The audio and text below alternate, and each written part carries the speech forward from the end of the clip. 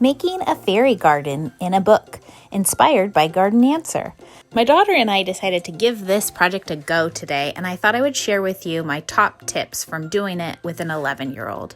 The first step of the project is to find an old book that's very thick. You then measure about 3/4 of an inch from the edge of the book all the way around and mark it.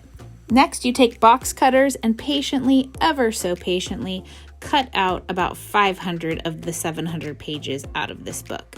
This is where my top tip comes in handy. This was a very difficult job for the 11-year-old. This was a very difficult job for the 41-year-old mother as well. This takes careful attention to detail. The box cutter consistently got caught up in the corners where then the papers would sometimes rip. Eventually, I ended up taking over.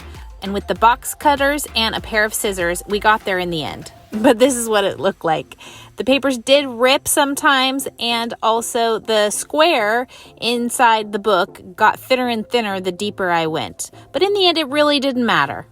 And that's because the next step is to line the hole with plastic.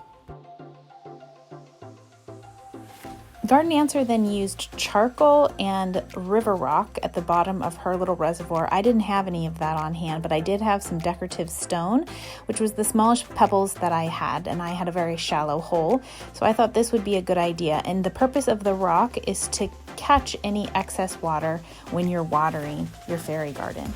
Next, we cut off the extra plastic and then taped the plastic down to the book.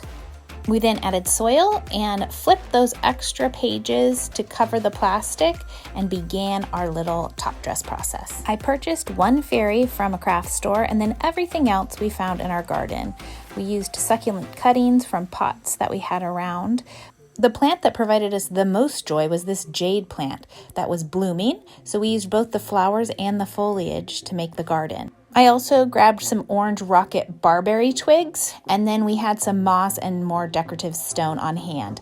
But overall, Kaylee had a really fun time putting it together, and we are really happy with the way that it turned out.